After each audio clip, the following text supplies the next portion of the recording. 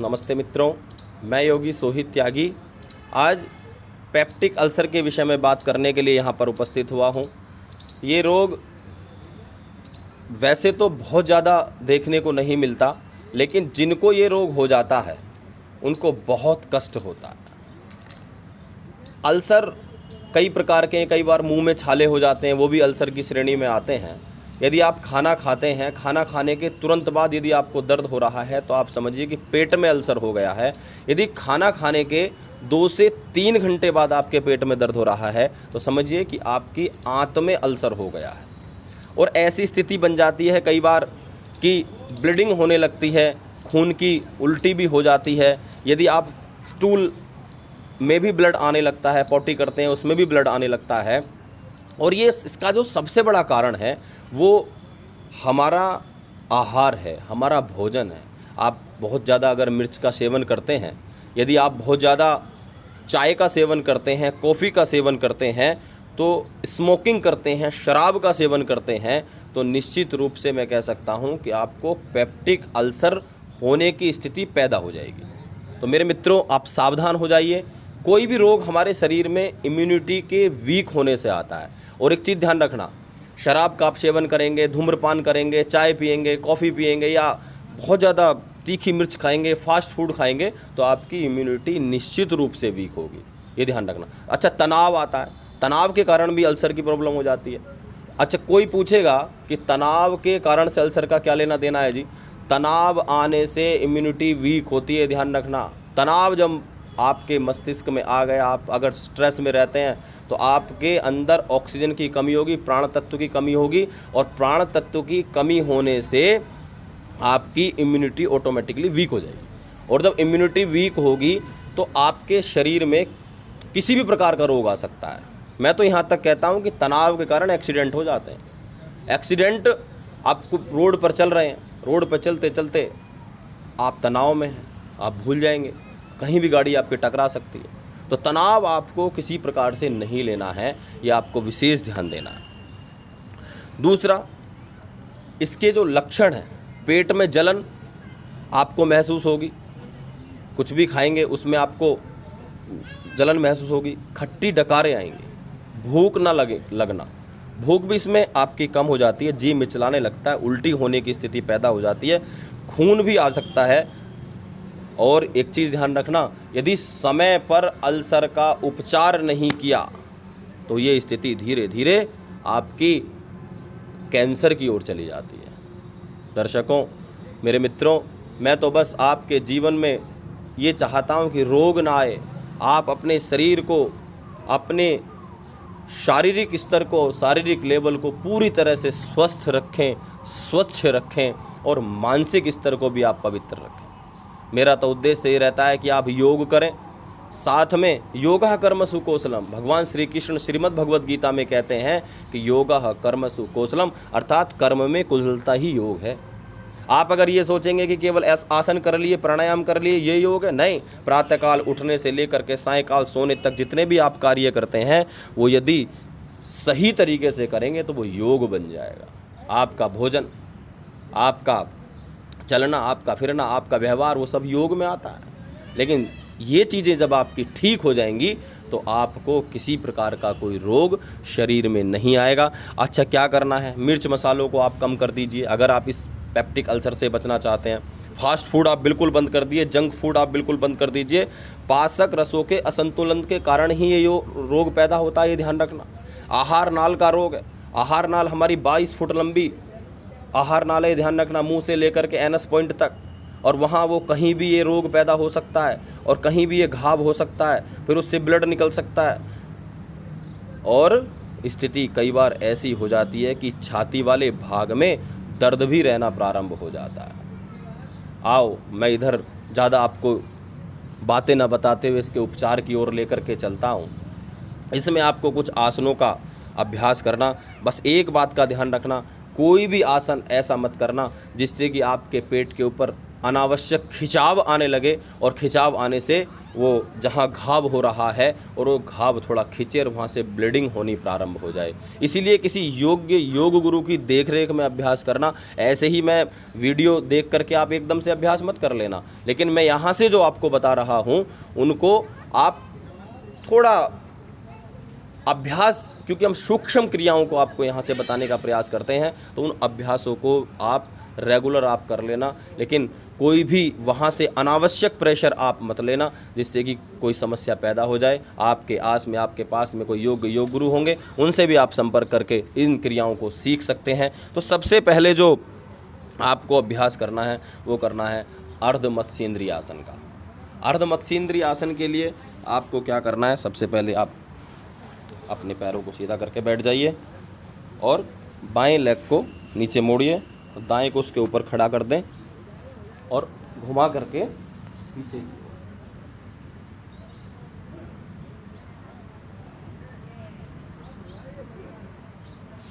कम से कम 10 से 15 सेकंड आप होल्ड करें और फिर वापस आ जाएं। दूसरी लेग को भी ऐसे ही, ये देखिए, डायबिटीज में भी लाभ करता है।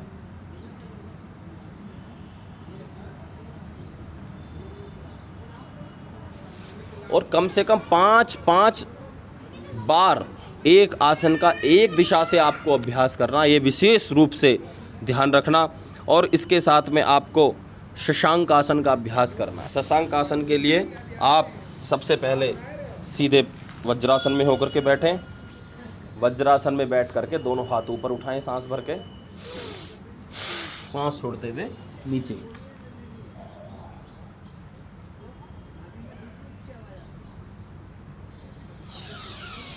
Inhale up, exhale down.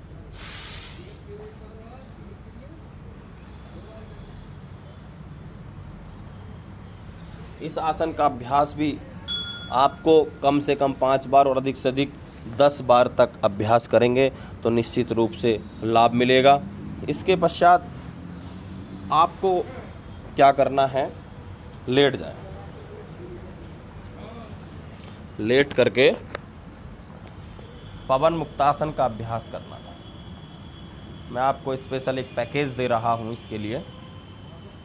पैर मोड़िए, घुटने से पकड़िए, सांस छोड़ते हुए चिन टच कीजिए।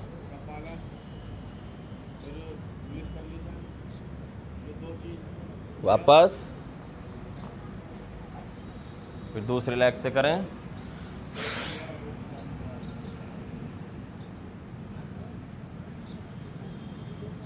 फिर वापस, फिर दोनों लेग से करिए।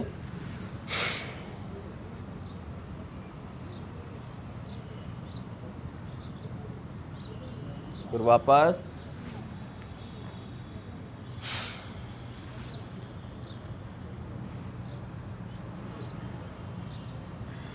पवन मुक्तासन का अभ्यास मैं एक बार आपको करके दिखाया है, लेकिन आपको कम से कम एक पैर से 5 बार और दूसरे से भी 5-5 बार आपको करना है, और दोनों लेग से भी 5-5 बार अभ्यास करना कम से कम। अधिक से अधिक आप इसको नियमित जब अभ्यास करने लगेंगे तो 10-10 बार तक भी इनका अभ्यास आप कर सकते हो। इसी में आपको एक आसन का अभ्यास और करना है, उसका नाम है मरकट आसन। मरकट आसन के लिए आप दोनों पैरों को मोड़िए, दोनों हाथों को साइड में खोलिए और लेफ्ट साइड में घुटने डाउन, राइट साइड में गर्दन।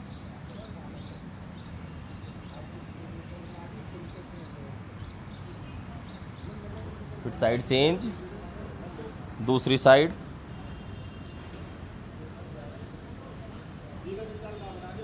इसका आपके लोअर बैक पर भी अच्छा इफेक्ट पड़ेगा। जिनकी नाभि डिग जाती है उनके लिए भी बहुत बढ़िया आसन है,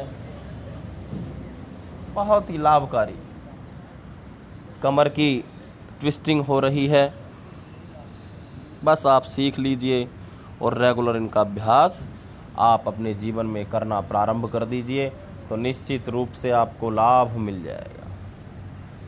इसके साथ में आपको कुछ प्राणायाम का अभ्यास करना है। प्राणायाम के लिए आप सीधे बैठ जाइए, सीधे बैठ करके।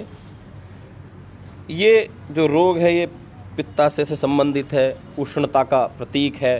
तो आपको जो इसमें प्राणायाम करने हैं, शीतलता देने वाले प्राणायाम करने हैं। शीतलता में आप सबसे पहले अगर अभ्यास मैं बताऊं तो आपको करना है शीतकारी प्राणायाम।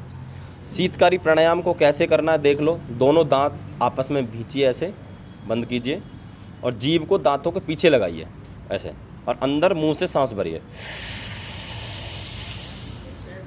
थोड़ी देर रोक करके रखें, जालंधर बंद लगाएं।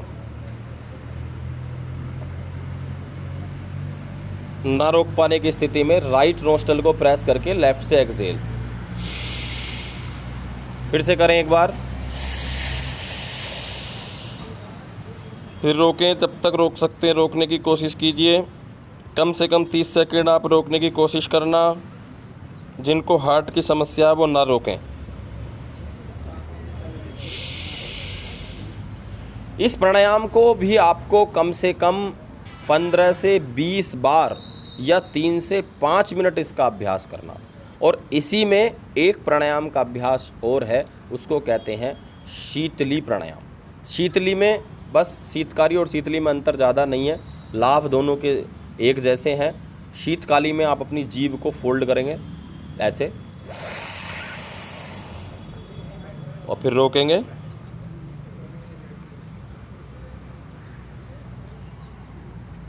और फिर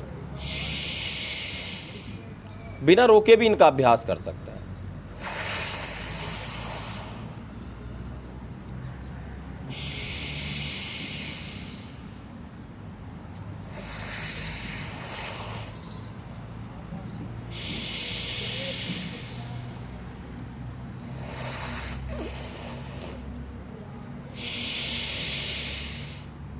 ये प्राणायाम आपको शीतलता देंगे। ये प्राणायाम जो आपका पेप्टिक अल्सर हो गया है, घाव हो गया है, वहाँ पर ठंडी ठंडी हवा दे करके आपको रिलैक्स देने में काम करेंगे। बहुत ही उत्तम है, बहुत उत्तम। और साथ में आप अनुलोम विलोम प्राणायाम का अभ्यास कर सकते हो। कपालभाति प्राणायाम का अभ्यास नहीं करना, अग्निसार क्रिया का अभ्यास नहीं करना, ये ध्यान रखना। अनुलोम विलोम प्राणायाम के लिए आपको पता है, राइट नोस्ट्रल को प्रेस कीजिए, लेफ्ट से इनहेल,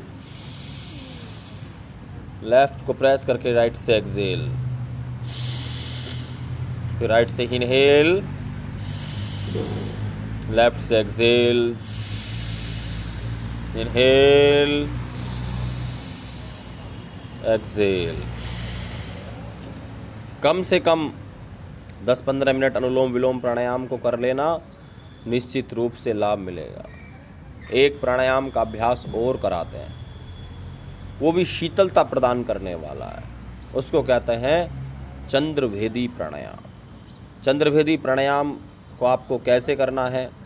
चंद्रभेदी प्राणायाम के लिए आपको राइट नोस्ट्रल को प्रेस करके लेफ्ट से इनहेल, लेफ्ट को प्रेस करके राइट से एक्सहेल, फिर लेफ्ट से इनहेल, राइट से एक्सहेल, लेफ्ट से इनहेल,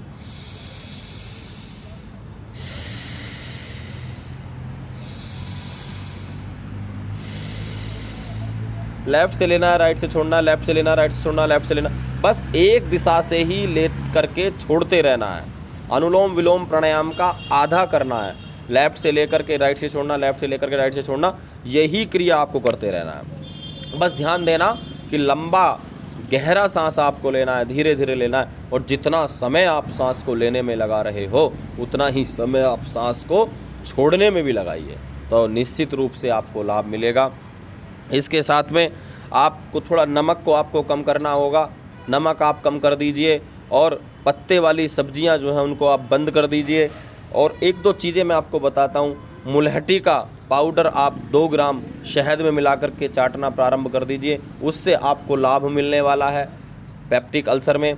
तीसरी चीज़, अपपत्तिकर चूर्ण आता है एक कई कंपनियों का, अब अपपत्तिकर चूर्ण आप 1 चम्मच लेना प्रारंभ कर दीजिए सायंकालीन खाना खाने के पश्चात, वो भी आपको लाभ करने वाला है।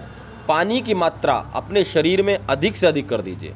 पानी आप जितना ज़्यादा से ज़्यादा पिएंगे उतना आप पेप्टिक अल्सर में लाभ प्राप्त करेंगे।